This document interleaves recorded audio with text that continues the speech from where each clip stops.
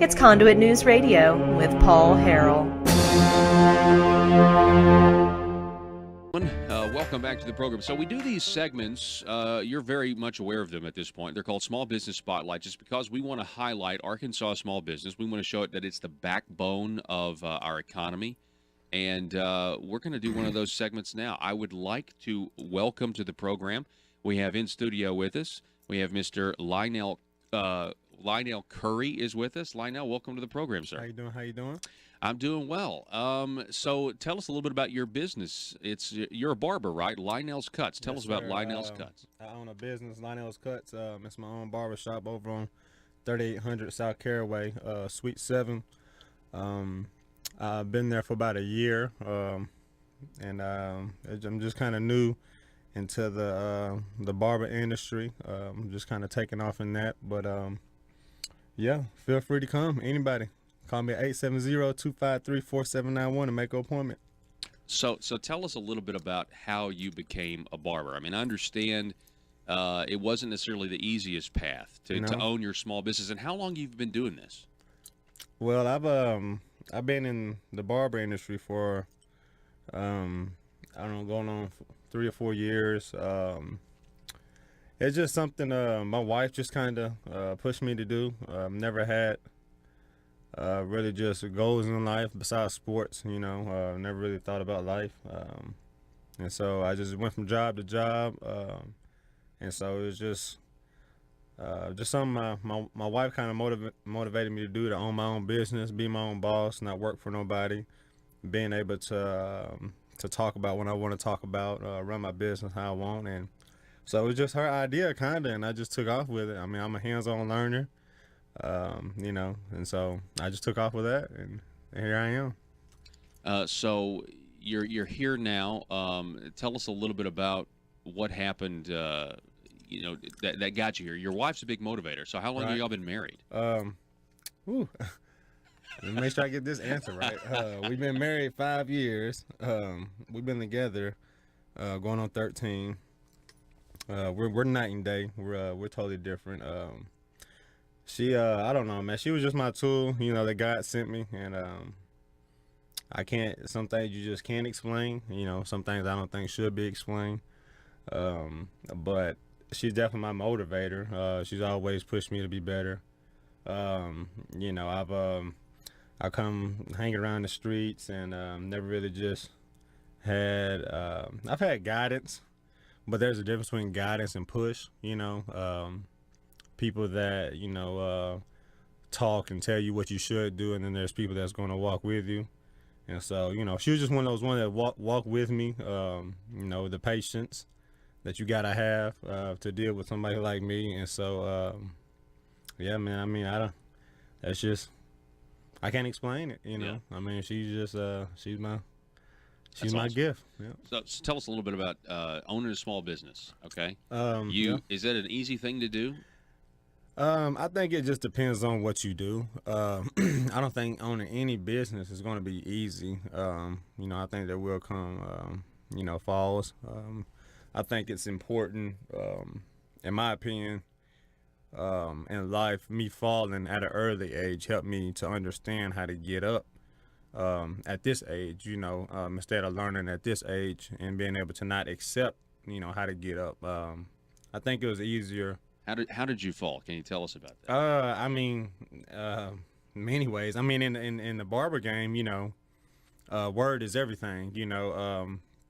So I never cut hair before. So going out, cutting hair was just something that it took time. It took time to build my clientele up, and I explore in cutting all races. I don't just focus in one area.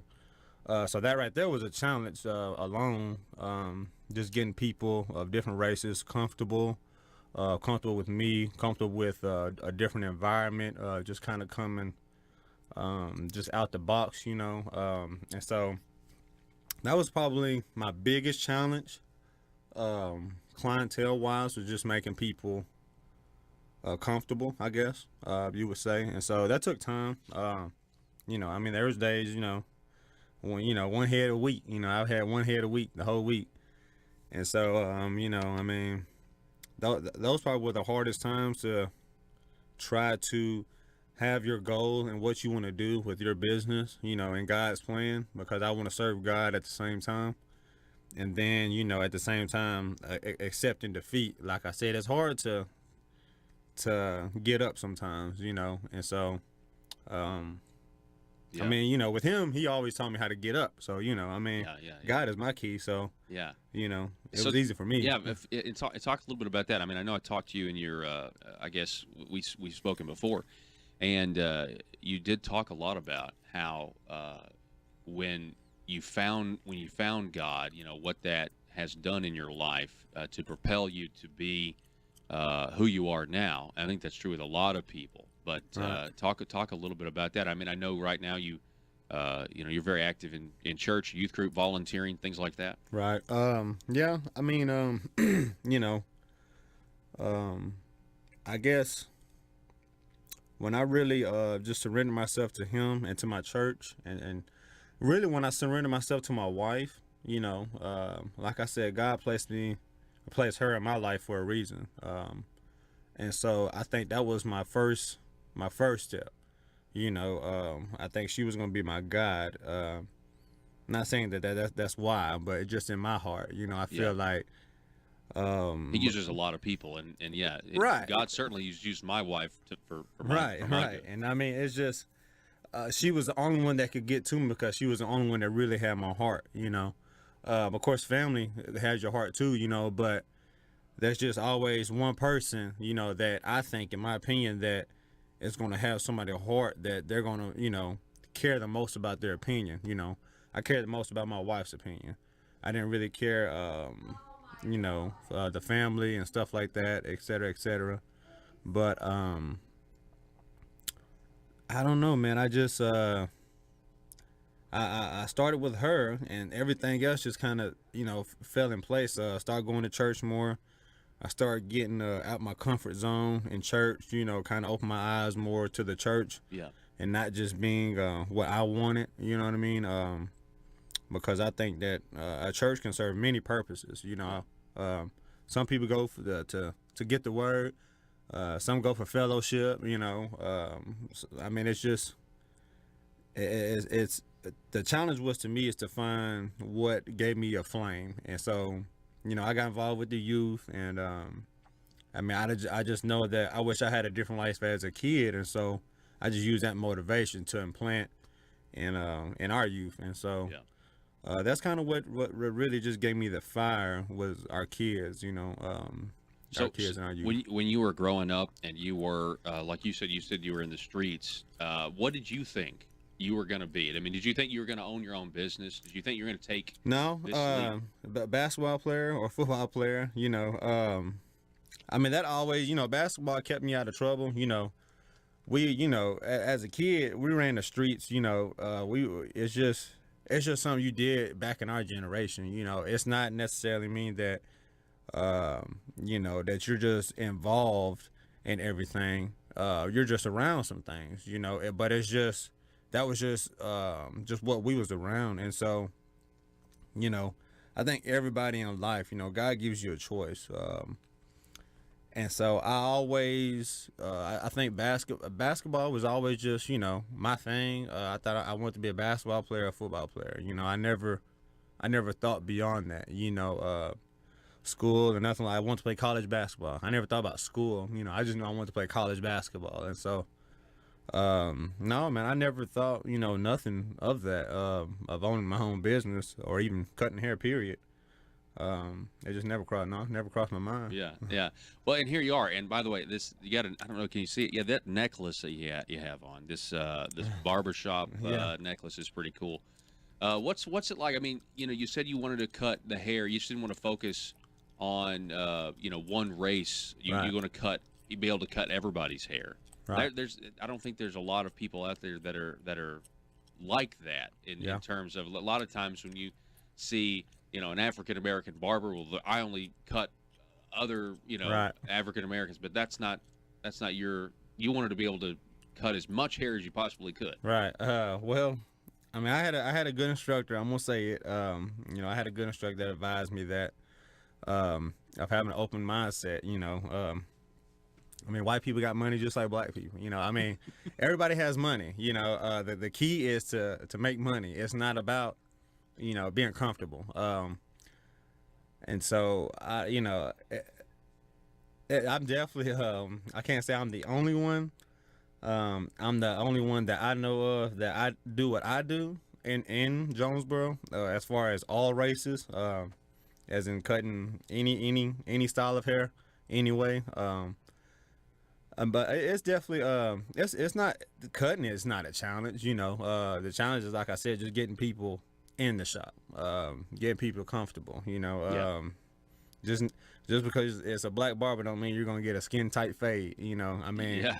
I give you whatever you want, but yeah, I mean, that's that's my biggest challenge. And I'm assuming there's some good conversations with you and your clients. Oh yeah, absolutely. Great conversations.